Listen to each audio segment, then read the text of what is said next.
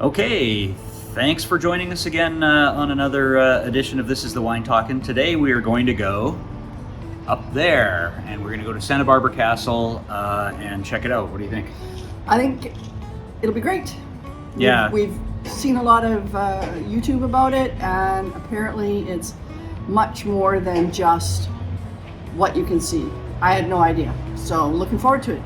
Yeah, there's a few ways to get up there. You can take a taxi if you want. You can walk up. There's two different walking paths you can take up. Yeah, you can see some of them there.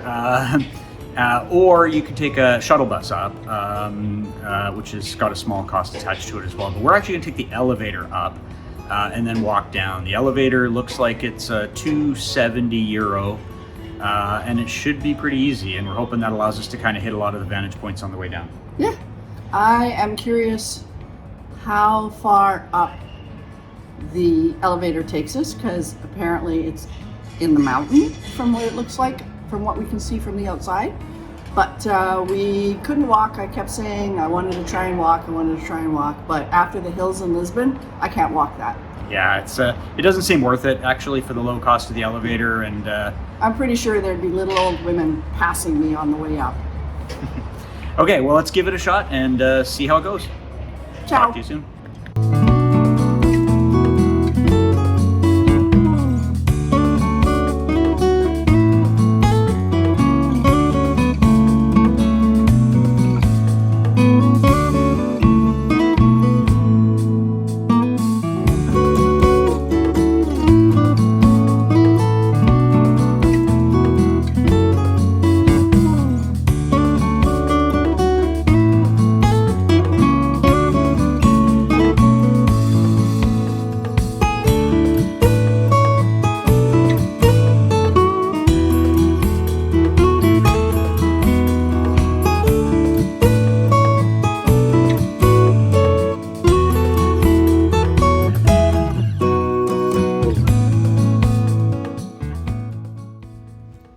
Situated on Mount Benacatil at about 166 meters or nearly 550 feet above sea level, the Castillo de Santa Bárbara provides a 360-degree view of Alicante, the Bay, and the Mediterranean Sea. This strategic position provided a natural vantage point for defense, allowing the occupants to monitor both the city and the sea, making it nearly impregnable.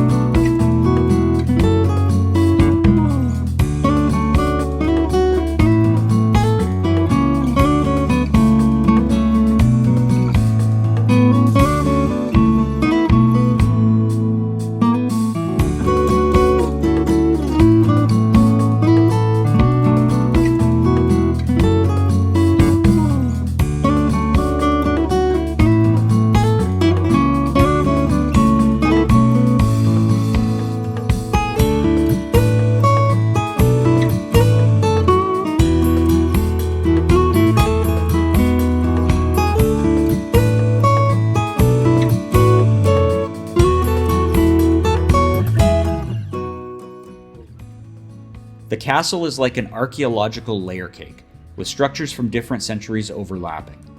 The castle is divided into 3 main enclosures built over different periods. The upper enclosure is an area that contains the oldest parts, including the keep from the 14th century, showcasing medieval defensive architecture.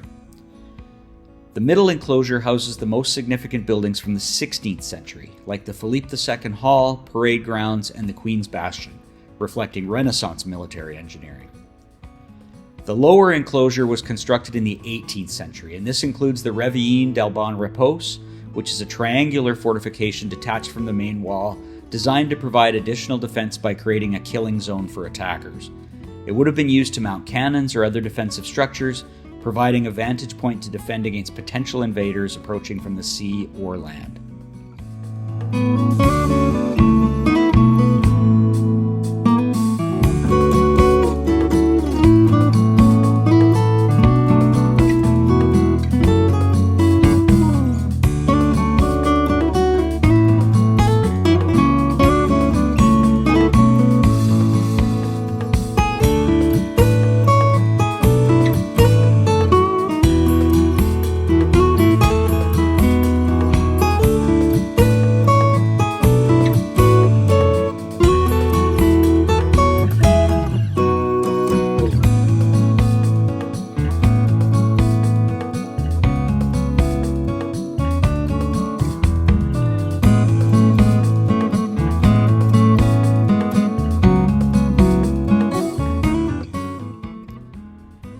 The fortress blends various architectural influences, from the original Muslim structures to the later Christian fortifications, with elements of Renaissance and Baroque styles visible in its bastions and halls. The castle's roots trace back to the 9th century during Muslim rule over the Iberian Peninsula. Initially, it served as a defensive stronghold due to its strategic location, which provides a commanding view over the Bay of Alicante.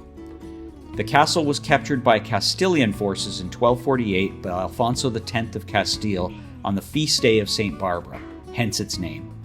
Over the years, it changed hands between the Aragonese and Castilians, reflecting the shifting powers during the Reconquista. In 1296, King James II of Aragon ordered its reconstruction, marking the beginning of several architectural developments. Under various rulers, including Peter IV, Charles I, and Philip II, the castle was fortified, enhancing its military capabilities with Renaissance-style defenses in the 16th century.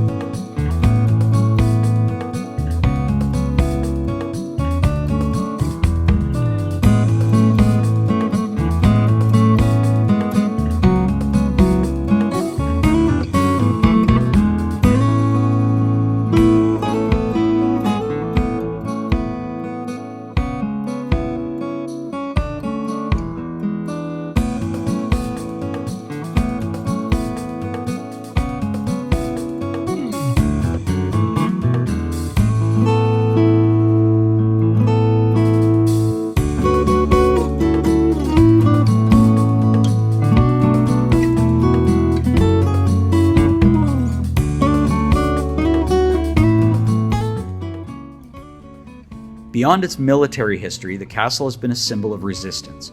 During the War of the Spanish Succession in the early 18th century, it withstood an 18-month siege by the Bourbons before finally capitulating. From the 18th century, its military significance waned, and it was occasionally used as a prison. Today, Santa Barbara Castle is a cultural icon, declared a site of cultural interest in 1961, and serves as a museum showcasing Alicante's history. The castle embodies the historical narrative of Alicante, symbolizing the resistance of its people against invaders and time. The castle also hosts various cultural events, including film festivals, concerts, and theater performances. The summer months are particularly lively with these activities.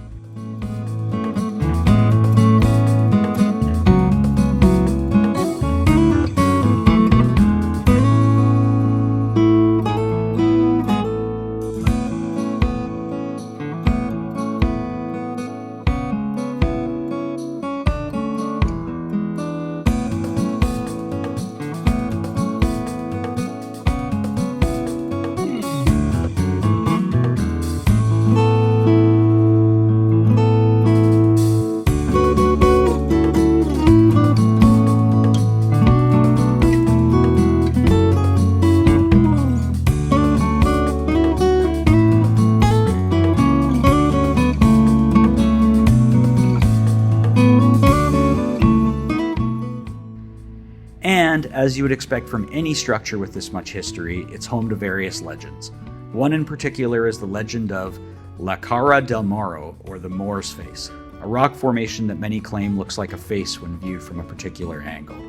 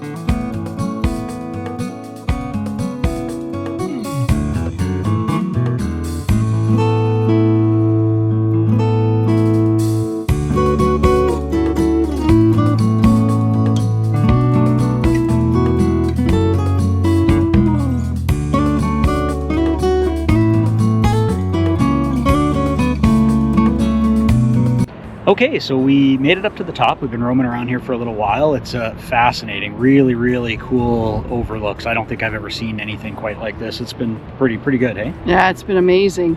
Mobility's good. They have ramps and some stairs. I wouldn't want to be